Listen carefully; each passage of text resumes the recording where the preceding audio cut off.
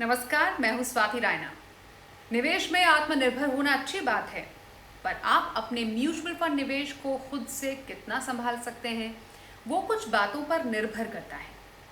और यहीं पर हम जिक्र करना चाहेंगे उन तरीकों का जिनसे आप म्यूचुअल फंड में निवेश कर सकते हैं।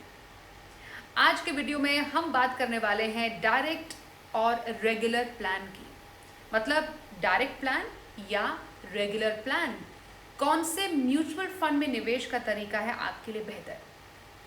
तो किसी एक म्यूचुअल फंड को आप दो तरीकों से खरीद सकते हैं। एक तरीका है रेगुलर प्लान और दूसरा है डायरेक्ट प्लान। अब जैसा नाम से ही समझ में आ रहा है, डायरेक्ट प्लान में आपके निवेश के बीच में कोई ब्रोकर नहीं होता, कोई डिस्ट्रीब्यूटर नहीं होता। मतलब आप सीधे फंड हाउस या फिर एसेट मैनेजमेंट कंपनी से डायरेक्टली फंड को खरीदते हैं। ये डायरेक्ट प्लान में होता है। वहीं अगर हम रेगुलर प्लान की बात करें तो जब आप कोई फंड खरीदते हैं तो म्यूचुअल फंड हाउस आपके निवेश में से कुछ कमीशन ब्रोकर को डिस्ट्रीब्यूशन एक्सपेंस या फिर ट्रांजैक्शन फ़ी के तौर पर दे देता है। एक तरीके से ये एक कमीशन है जो कि आप अपने निवेश पर दे रहे हैं। और रेगुलर निवेश में जितनी बार आप रेगुलर फंड खरीदते हैं तो आपको ये कमीशन देना पड़ता है।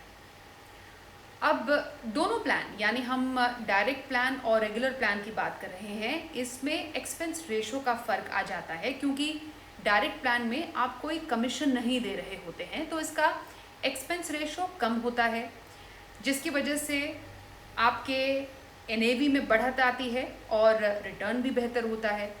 वहीं रेगुलर प्लान में एक्सपेंस रेशो ज़्यादा होता है, जिसकी वजह से आपके रिटर्न में कमी आ जाती है।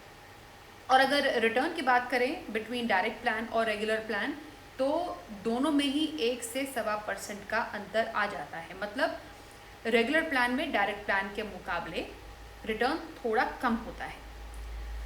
अब आप सोचेंगे इन तमाम बातों को सुनकर कि डायरेक्ट प्लान में तो इन्वेस्ट करना काफ़ी अच्छा है, पर यहाँ पर एक बात और समझने लायक है, वो ये कि अगर आप एक नए निवेशक हैं या फिर अभी निवेश की शुरुआत की है तो सही फंड का चुनाव, अच्छा फंड हाउस चुनना, कौन सा फंड किस समय में आपके लिए बेहतर है, ये सारी बातें आपको एक अच्छा एडवाइज़र समझा सकता है, जिससे आपके शुरुआती निवेश के समय में गलती करने की गुंजाइश कम हो जाती है।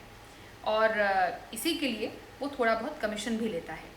इसलिए नए निवेशक के लिए म्यूचुअल फंड के रेगुलर प्लान में ही निवेश करना बेहतर माना जाता है। अब ये कैसे पता चले कि आपका फंड डायरेक्ट है या फिर रेगुलर? माने आपने ले लिया है प्लान, तो आपके अकाउंट स्टेटमेंट में क्लियरली इसकी जानकारी लिखी होती है कि आपका प्लान डायरेक्ट है या फिर रेगुलर होता है। अब मानिए अगर आपने किसी बैंक से म्यूचुअल फंड खरीदा है तो आपने एक रेगुलर प्लान में इन्वेस्ट किया है, शायद आपको ना मालूम हो, बैंक से आपने म्यूचुअल फंड खरीदा है तो आप निवेश से कुछ % कमीशन भी दे रहे हैं, वो आप अपने अकाउंट स्टेटमेंट में चेक कर सकते हैं। अगर आपने किसी वेबसाइट से खुद चुनकर एक म्यूचुअल फंड खरीदा है तो आप एक डायरेक्ट फंड में निवेश कर रहे हैं, और हर एक फंड का डायरेक्ट और रेगुलर ऑप्शन अभी मौजूद है और होना भी चाहिए। अब कुछ सवालों के जवाब जानने ज़रूरी है, जैसे क्या आप रेगुलर प्लान से डायरेक्ट प्लान में स्विच कर सकते हैं? तो इसका जवाब है हाँ, बिल्कुल कर सकते हैं।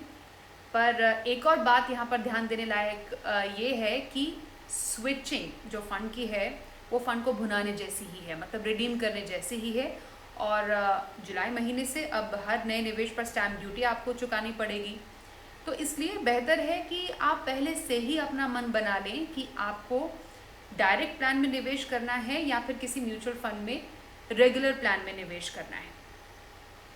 दूसरी बात जो कि यहाँ पर ध्यान में देने लायक है वो ये कि डायरेक्ट प्लान जो आपने खुद से ख़रीदा है उसकी देख रेख भी आप ही को करनी है, क्योंकि यहाँ पर कोई एडवाइज़र आपके लिए, आपको बताने के लिए नहीं है कि आपको अपने फ़ंड में क्या करना है। मतलब आपको अपना फ़ंड खुद ही मैनेज करना पड़ेगा, और उसके लिए आपको क्या पता होना चाहिए, आपको नॉलेज होनी चाहिए उस फंड की, और साथ ही डिसिप्लिन की, आपको प्रॉपरली अपने SIPs भरनी है और बाकी तमाम डिटेल्स पता होनी चाहिए। अगर आपने अब मन बना ही लिया है कि डायरेक्ट प्लान में आपको खुद से निवेश करना है, तो कई ऐसी वेबसाइट्स हैं जहां पर आप आसानी से ऑनलाइन निवेश कर सकते हैं, या फिर जो फंड लेना है उसके फंड हाउस पर जाकर वेबसाइट पर आप निवेश कर सकते हैं आसानी से। पर ध्यान में ज़रूर रखिएगा कि निवेश करने से पहले किसी भी फंड के बारे में, फंड हाउस के बारे में, उसके फंड मैनेजर के बारे में भी अच्छे से आप जानकारी लें, अच्छे से रिसर्च करें और फिर अपने लक्ष्य के हिसाब से ही एक अच्छे फंड का चुनाव करें। तो आपके निवेश से जुड़ी हुई कुछ ज़रूरी बातें आज हमने इस वीडियो में की है। अपना बहुत ख्याल रखिएगा। नमस्कार।